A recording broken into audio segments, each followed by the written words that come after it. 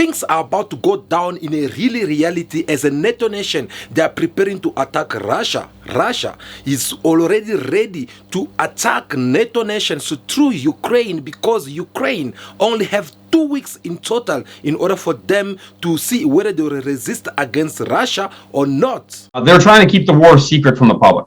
Russia insisting the war in Ukraine would be over in just 2 weeks if the West halts military supplies to Kiev. We have a big problem with manpower. We simply lack men. People have lost their enthusiasm, which they had at the beginning of the full-scale invasion. We need big reinforcements. Many people here are tired. They're using heavy artillery like this to break down Russian infantry positions over the ridge just beyond there.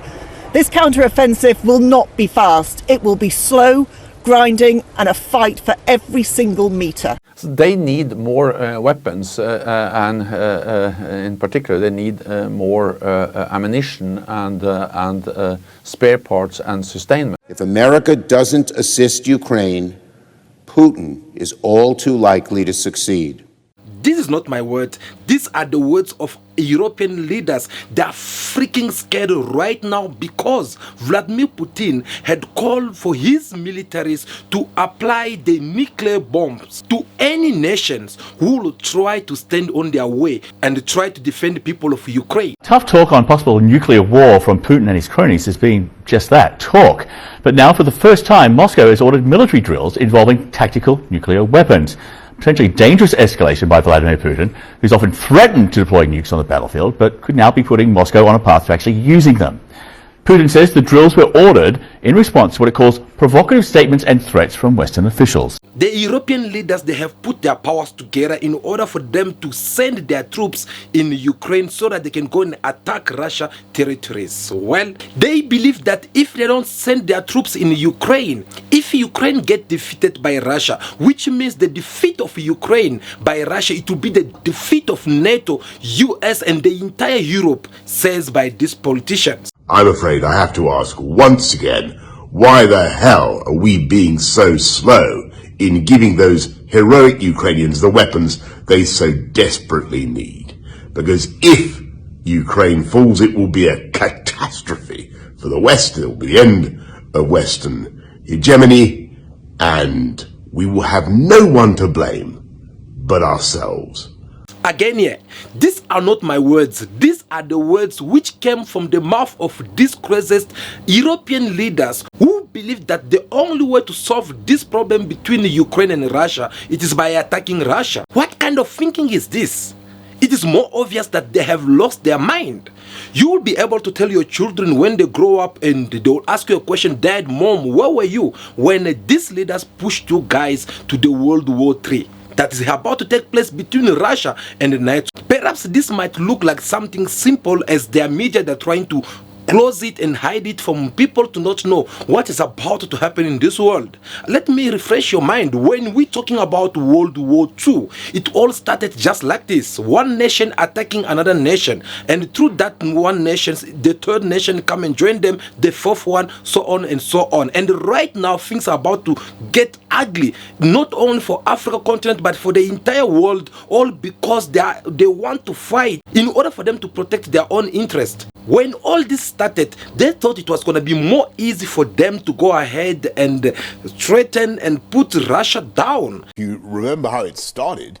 The view of the West was that Putin was going to win in a matter of days. That was totally wrong. And the Ukrainians were heroic, and they pushed Putin's troops out of the Kiev area. They pushed them right the way back. They've already regained more than half of the territory that Putin conquered. They've They've done huge damage to the Black Sea fleet, 40% incapacitated. They've done colossal damage to Putin's armed forces. They are going to win. But of course, it takes time and it takes strategic patience on the part of us, Western partners and allies. And so, yeah, I'm worried, but that doesn't mean that I don't think that the Ukrainians can't win. I think they can. I think they will win. They thought that Russia won't be able to defeat Ukraine, and that is the reason why they did all the necessary campaign in order for them to make Ukraine look like the victim, so that they will be able to be more closer to Russia and try to impose their leadership on the Russian government. But unfortunately for them, things have changed around. These are the same people who are now coming back to us, telling us that no, if we don't supply weapons, if we don't send troops to Ukraine, well, it will be a matter of 2 weeks only, Ukraine will be down. Those are their words and not mine. You saw for yourself how the UK former minister Boris Johnson, who have to come and even say that there won't be a way that Ukraine will survive from this war if we don't supply them with weapons, because I quote, the defeat of Ukraine to be the defeat of the entire NATO nations. When we used to tell you time to time that this conflict or this war you guys you are seeing in Ukraine, it has nothing to do between Ukraine and Russia. Instead, these are the war that the Western they have imposed on Russia because they want to control Russia, because they want to make sure that the Federation of Russia should be under their leadership. And people perhaps by then they never believe us, but where are we today? Isn't it these are the same people who are coming now forward to testify and confirm what we have told you, that they are the one actually who've been fighting Russia? Proof to that, they put a lot of sanctions against Russia. Those sanctions did not work. President Biden is expected to announce a new sanctions package tomorrow aimed at holding Russian President Vladimir Putin accountable. The European Union has imposed unprecedented sanctions against Russia. So far, 10 new sanctions packages. The United States has issued its largest sanctions package against Russia since Moscow invaded Ukraine 2 years ago. The United States are going to continue to ensure that Putin pays the price for his aggression abroad and repression at home. Well, there's a lot that's left to be done in terms of enforcement of the sanctions. So since Russia invaded Ukraine, a whole bunch of countries have imposed sanctions to crack down on Russia's ability. The West tried to strike this kind of weird compromise. They worried that a full-blown embargo of Russian energy products would simply drive up prices way too high. So what they did instead was they set this price cap, and they were hoping that that would let some oil flow, but make it so Russia couldn't really make any money. It was, at best, a flawed theory. It was definitely a thing the Russians could exploit. And what we're seeing there, Adrian, is that Russia is exploiting it. Russia's pulling in anywhere between $500 million and $1 billion every single day, selling oil largely, as you say, to India and China. Whether it is a military sanctions, whether it is a weapon sanctions, whether it is a monetary sanctions, whether it is whatsoever it is, actually that did not happen. Instead of this sanction having impact on Russia economy, instead of these sanctions trying to destroy Russia Federation economy, well, unfortunately for them, these sanctions actually had straightened up the economy for Russia. They become even the winner out of all these sanctions. Not me. This report said it all, as the President Vladimir Putin himself confirming on how the economy of Russia it has increased. In December, a confident Putin faced the press. This was his first press conference since his forces invaded Ukraine. The Russian president was asked about the economy, and he shared a prediction. The most important indicator of economic growth is the growth of gross domestic product. By the end of the year, it is expected to be 3.5%. That's a good indicator. It means we have bounced back from last year's decline. The latest economic numbers are out. Last year, Russia's economy expanded by 3.6%. Putin was off by a mere 0.1%, but broadly his prediction was on the mark. Since the invasion of Ukraine, the West has launched a campaign to isolate Russia, mostly through a slew of sanctions. But Russia's economy has shown remarkable resilience. The war gave Russia a boost. In the last 2 years, Russia's industrial output has shot up by over 60%. This has bumped up the growth numbers. The IMF is taking note. The agency has issued a new assessment. It raises Russia's growth outlook. The IMF thinks if Russia can maintain the momentum, its GDP will rise by 2.6%. That number surpasses Russia's own predictions. In November, Russia's central bank had put out a more conservative estimate. It pegged Russia's growth to hover around 1%, 0.5% in a worst-case scenario and 1.5% under better circumstances. IMF numbers suggest that Russia could do better. For the Russian president, his country has prevailed over its Western rivals. The West predicted, as you know, recession, failure, collapse, that under the pressure of sanctions we would retreat, surrender, fall apart. I would like to show a well-known gesture, but I don't know. But I won't do that. There are a lot of women here. They won't succeed. For the moment, Russia has indeed edged ahead. Compare Russia's growth numbers with the G7, a group that Russia was kicked out of following the annexation of Crimea. Surprisingly, Russia outperforms every single G7 member. Russia's arch-rival, the United States, is growing at less than 3%. Japan and Canada's economies are expanding at less than 2%. France, Italy and the UK, less than 1%. Germany is right at the bottom and in negative territory. Can Russia sustain similar levels of growth in the absence of a war? The jury is still out on that one. But for the moment, Moscow has managed to survive the onslaught of Western sanctions. Now tell me something. How can you be able to defeat someone whom you had already punished enough with a lot of sanctions? We are talking about 140 sanctions. When it is to come to trade with Russia, or when it comes to the international organizations, ONG and so, they did sanction Russia for participating to these all world organizations. They were hoping that with all these sanctions, Russia won't be able to survive. Do you agree with Joseph Borrell? Have sanctions been working? Well, sanctions are definitely a nuisance for Russia. They would much rather not be under sanctions than be under sanctions. But that being said, I think that they are not as successful as we hoped they would be. Unfortunately for them, Russia ended up surviving. So this ended up making them realize that actually Russia, they are strong more than we expected. And if we don't now engage in this physically, well, then we'll be the loser at the end of the day, because the entire world is watching. The entire world, they are now aware that it is not Ukraine who's fighting Russia, but it is West, US, NATO, France, Belgium, British. These are the people who are engaged fighting Russia. So they don't want to be defeated by Russia anymore. So they're now trying to find a way of attacking Russia by sending their troops over there. But you might ask a question to know, why do they have to send their troops over there? Does it mean that Ukraine is no longer having militaries?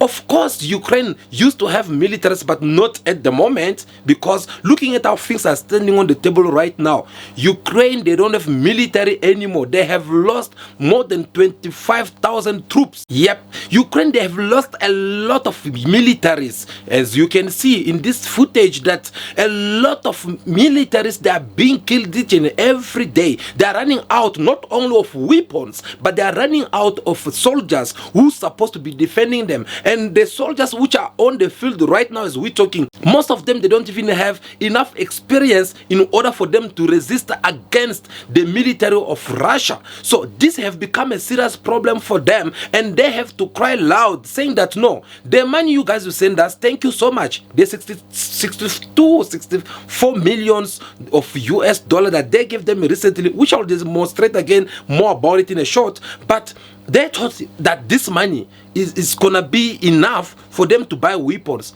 But this money is not enough for them to find more militaries. Zelensky previously, he even just or signed a letter allowing his constituents to at least hire now the young militaries because according to their law, you can only enter in the military like from minimum of 27 years old. But now the men have to reduce even to 25 years old so that they can recruit all these young ones. And even if they have to recruit them, do you know that a military, in order for you to be formed, to get a proper training, do you know that you have to be there at least 9 months in order for you to be trained properly so that you can know on how to hide yourself, how to shoot, and how to attack? So, do they have all this time? Which I doubt. So they had to go and cry loud because they don't have enough soldiers. The soldiers who are on the ground, they are crying already. Думаю, братан, що це, блядь. Всім уже на все похуй, ебать. Мы же с тобой нихуя, во-первых, не решаем. Во-вторых, это походу последние дни, блядь. Some of them, they are giving up. Some of them, they are scared. Some of them, they feel like who knows, maybe these people, they already even die. Because look, I'm going to play you this video. Of course, you guys, some of you don't understand what this military will be saying because he's speaking his own language. But to what we translate, this man is crying, saying a goodbye to his mother, because apparently he never imagined that things will be this hard as it seems to be right now. The man is telling her mother that things are very ugly. His colleagues in his team, they were all wiped off by Russian militaries, and he does not even know if he will come back home alive or not. He feel like giving up, but at the same time, he don't have a choice than to assume what he had vowed to do by sacrificing his life so that he can protect his nations. And this man, he said a lot. Just have a watch for yourself. Всім привіт. Я ще живий. Вчора нас сильно потріпало. Мам, пробач мене, будь ласка. Я обіцяв, що приїду додому. Я тебе... Я очень тебя люблю. Мамуся.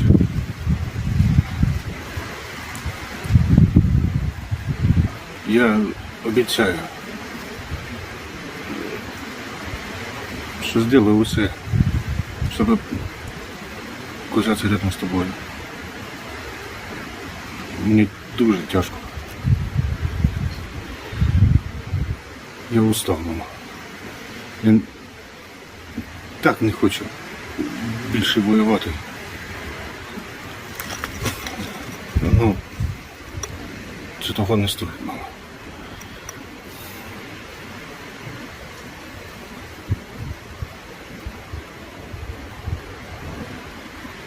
Я тебя очень люблю.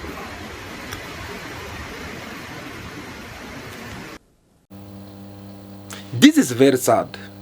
This is very pity.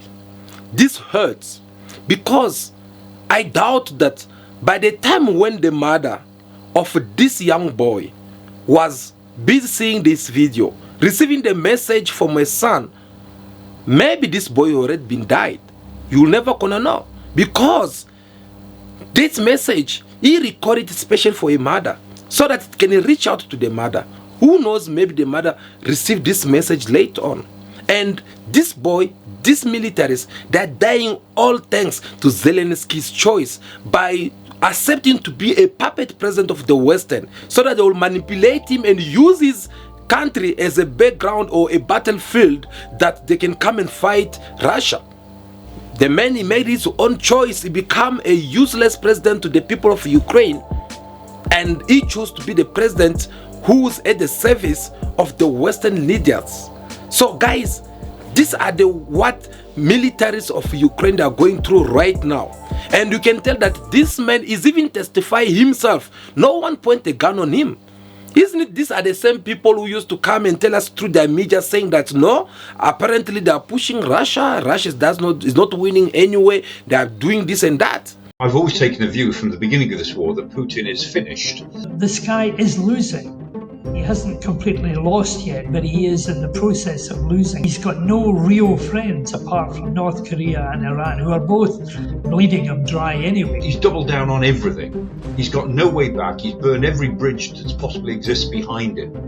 And if I'm wrong about that, if he prevails and if he survives... They did all that campaign making Russia look like they were not strong enough to defeat Ukraine. But look at now people who are in the front line, what they are going through, and they're sharing it through the social medias. Who could have imagined that some days, some soldiers of Ukraine will be having this kind of testimony to give, to show their parents, their family members on how they're so scared. Now, with all this shortage of militaries, Zelensky, who had to go and ask his partners that, no, I think I try my best on my own, things are not looking good so far, because it's just a matter of time. In less than 2 weeks, Kyiv will be gone. So you guys, if you still want to fight Russia, you better come and put your own men in the front line. And if you don't do that, then forget about it. In the meantime, the negotiation which is supposed to be taking place between Zelensky as the president of Ukraine and Vladimir Putin as the president of Russia, those conversations are now being rejected by Russia, because Russia just realized that actually I don't have to negotiate with these people anymore, because I have already shown my good intention to negotiate with them, but no one wants this. They want to come and impose things on me, and I don't want to be at the service of anyone. And he ended up realizing that no, actually I can defeat this boy in a short period without anyone getting even to tell me what to do around. So therefore, he declared Zelensky as the wanted man, as the wanted criminal in Russia. So as you guys, you go around saying that no, Vladimir Putin got arrest warrant at the ICC, the International Criminal Court, while in Russia also somewhere there, Zelensky is being wanted as a criminal who had committed a serious crime, that he killed people of Ukraine. So somehow, somewhere, one of these days, we might sleep and wake up just to find out that no, Zelensky is being arrested. And right now, if Russia succeeds to take the entire Ukraine, well, Zelensky will be arrested, and they will take him immediately in Russia and judge him according to their constitution. So these are the things that Zelensky is now afraid of, and he kind of like wanting to put more pressure on his partners.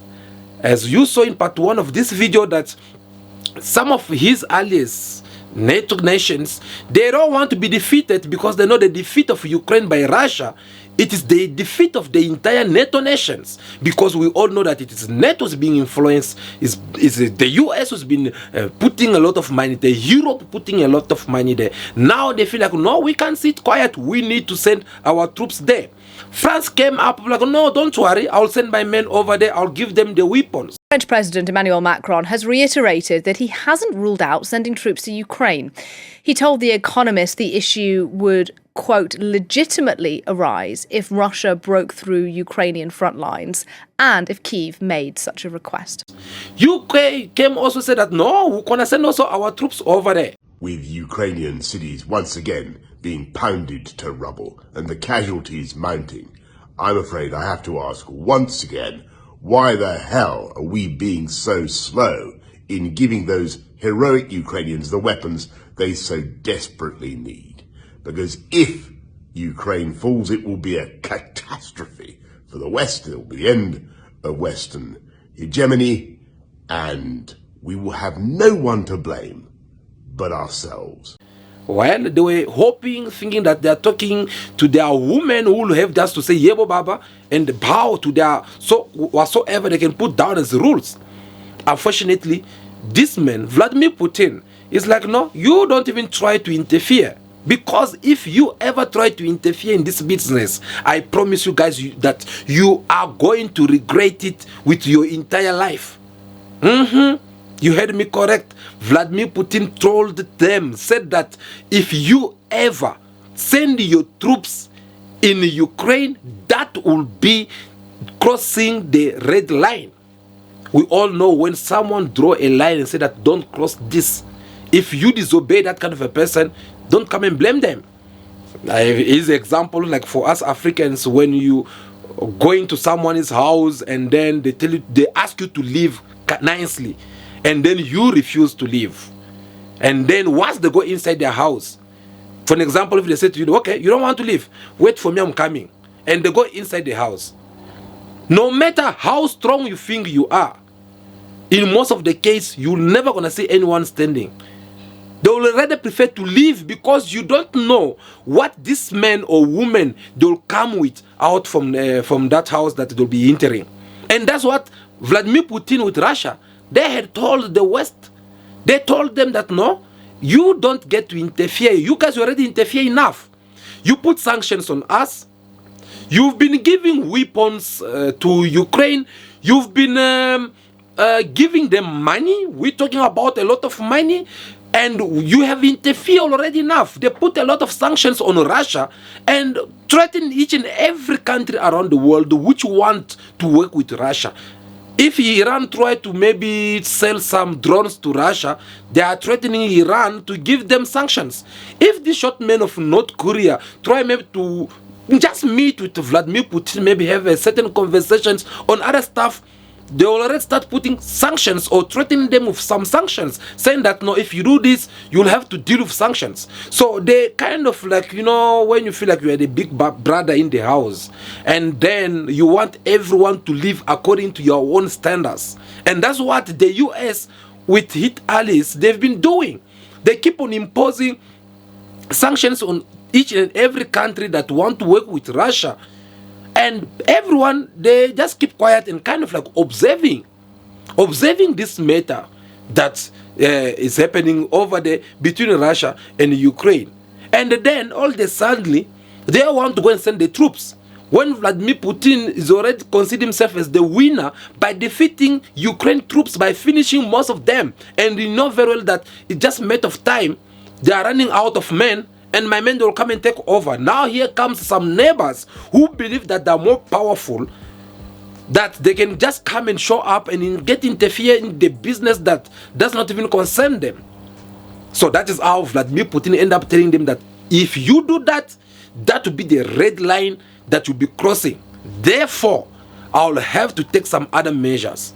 And you guys will left me without no choice to use everything that I have in my power to defend my sovereignty. And Vladimir Putin, he was referring to use the nuclear bombs. Russia's nuclear threat rhetoric seems to be reaching a crescendo as Russia plans to hold drills simulating the use of tactical nuclear weapons. This was announced by the Defense Ministry of Russia. Announced on the Russian Defense Ministry's Telegram feed, the Kremlin says it has begun preparations for drills for the use of non-strategic nuclear weapons, involving the Air Force, Navy and Army present on Ukrainian territories occupied by Moscow. Training in response to comments made by Western leaders, notably Emmanuel Macron. They talked about the will and even the intention to send armed contingents to Ukraine, which means to place NATO soldiers against the Russian army. This is a whole new level of escalation. It's unprecedented. You guys, maybe you don't have an idea of what does a nuclear bomb. A nuclear bomb, if they hit it here, you don't have any idea of how many people will die over there. A nuclear bomb, when it hits, it's like all of you will have to die. All of you will have to die. And Vladimir Putin, he threatened them saying that he will use this to target all their military bases, wherever it's being found. And he's not saying that it's gonna apply these nuclear bombs in Ukraine. No. He's saying that he's going to attack their countries. Yes, you heard me correct. Because when Emmanuel Macron, as the president of France, because he was the first one who jumped on the line saying that no, we're going to send our militaries in Ukraine. Do you guys still remember what Vladimir Putin said to him? You can send your men, no problem, but just know that me also react and I'll make sure that your people don't pay. And that is at the point where things are standing right now. Russia is preparing for a big war, with European states. Moscow has openly declared that if NATO forces are brought to Ukraine, an armed conflict with Russia will arise. This opinion was expressed by the British expert Alexander Mercouris. According to him, the Russian authorities are starting exercises that include tactical nuclear weapons and are preparing for the possible deployment of Western armies to the territory of Ukraine. This is a response to the Western politicians who called on the Ukrainian army to attack Russian territory with NATO weapons as well as to send their troops to Ukraine. Just a few months ago, it would have been unthinkable for European leaders to suggest sending European troops to Ukraine. But now Europe has broken the taboo. French President Emmanuel Macron has repeatedly said that the deployment of European forces in Ukraine cannot be ruled out. Since then, other European officials have joined him. You might be asking a question to know, but how did we get to this point? Why the West are so desperate to destroy Vladimir Putin? Why the West want to be in control of a Republic of Russia? These are the capital questions which we need to consider either way. And we have to understand that there is something which is hiding behind all this. Before I get to tell you more about what we think from our side, of course, I want to refresh your mind just for those who know the history, or for those who don't know the history, they can take this opportunity to get to learn something about the man called Vladimir Putin. Who's Vladimir Putin? Because this is a man who's been ruling now in power for a couple of years, since the year of 2000 up to date. He was there in 2000, he was there in 2006, he was there in 2008, so on and so on, so on and so on. And this is the same man who've been in power when the American presidency keep on changing from President Bush to President Bill, from President Bill Clinton to Barack Obama, so on and so on. And he's still being there. So this is something that the West, they're not gonna let him live freely, because they see him as a dictator. They consider him that way. And they believe that the so-called democracy in Russia that they are showing on the TV, it does not really match to what the reality seems to look like. So obviously, you can tell already that this is one of the reasons why they are targeting him, because they did this with Muammar Gaddafi, saying that because Muammar Gaddafi has been in power for so many years, so they had to come and remove him in power.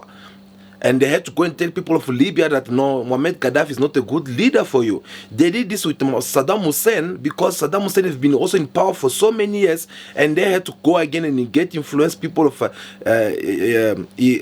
Iraq in order for them to remove Saddam Hussein. So you will tell already that this is one of their missions that they like to do most of the time, whereby they will come and try to change the leadership around the world, or around the countries, different countries. Do you know why they usually do this? Of course, they do this for one simple reason, is that if they try, like when you become in the power as the president of the states, if they approach you, they're expecting you to say yes to their proposal, whereby they will have a word to say in your politics, whereby they will have a word to say when it comes to the economy. And if it happens that you don't obey them, then they will consider you as their enemy number one.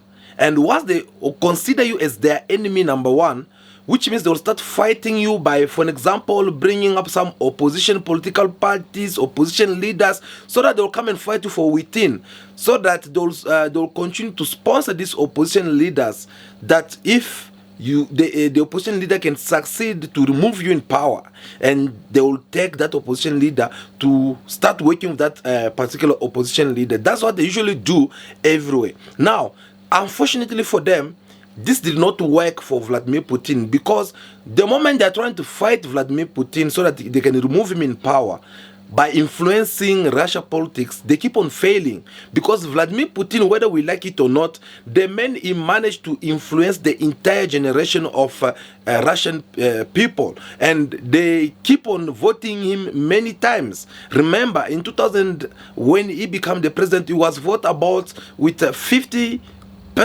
about 52 or 58%. But right now, in these previous elections, the man got voted with 88%.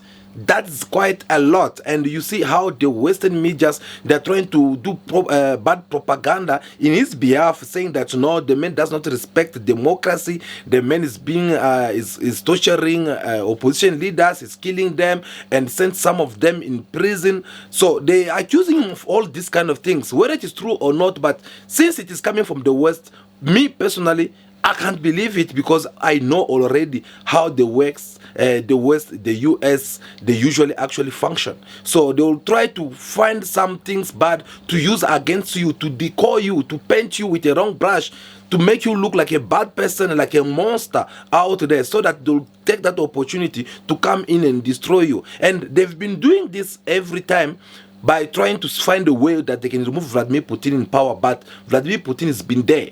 It's been there either as a president or as a prime minister of a Republic of Russia. And obviously all the ideology, all the leaderships, it will be coming straight away from himself. And that is one of the reasons why the West, they don't want to remove him. Do you know that if it happened today that Vladimir Putin is no longer president of Russia, do you know that whatsoever we're seeing right now in Ukraine, it will stop immediately? Do you know that they will stop everything, especially if whoever's going to replace Vladimir Putin, he will be someone who's willing to work with Americans. So Vladimir Putin is a man who came and took the Republic of Russia from the low economy as it used to be and raised it up to the highest economy. And is the man who came and waking up the mind of Russian people and saying that, no, look, we are a powerful nation in the world. And we need to recognize that on our own. So we are not going to allow anyone to come and tell us how to do things. We are not going to allow anyone to come and lead us here just because they are so-called United States of America, or maybe just because they are Germany, who used to be the powerful nation back in days, or just because they are France and whatsoever. The man, he make his people to understand that no, we are a sovereign country and we are going to do things according to our own understanding. So that is how you see these people standing on him. You guys saw Vladimir Putin sworn in as the new president of Republic of Russia. Obviously, even though he's been in power for some time, he's going to start again his fifth mandate, which will finish in 2030. 2030. The man is 70 years old, 71 years old, I'm mistaken there. And by the time he finish ruling again, the man will be standing at 77 years old. And he had to do all these things by himself. So obviously this already be something which is scaring the Western, because they feel like it's very hard for them to deal with someone like him. So now they are trying everything by all means to stop him.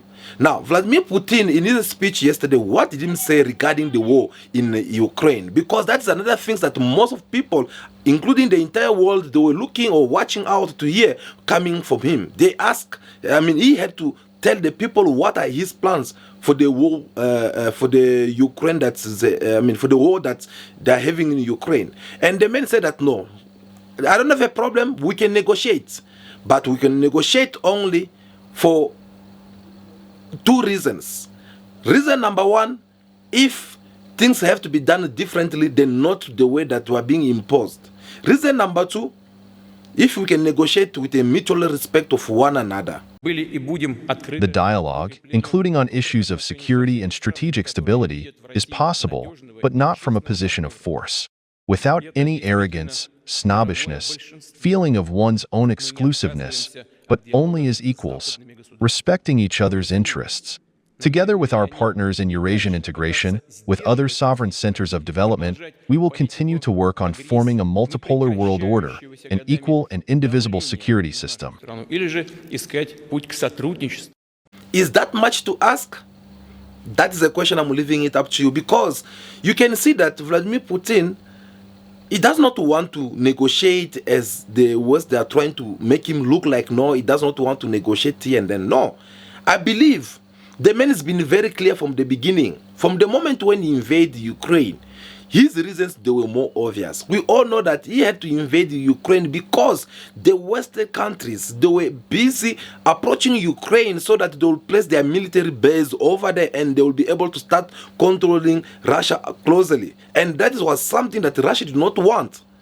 And including beside that, you still remember that there are also some people who are some Russians who live within the borders of Ukrainians. So this already you can tell that it is not something that started today, it's something that started a long time ago. But the West, since they had some other missions to do over it, they had to come and use Ukraine so that they can try to see on how they can neutralize how powerful Russia it is. And one of the main reasons about all this is because the West, they are fighting Russia, not because of Ukraine. They are fighting Russia because Russia is now taking control of African countries.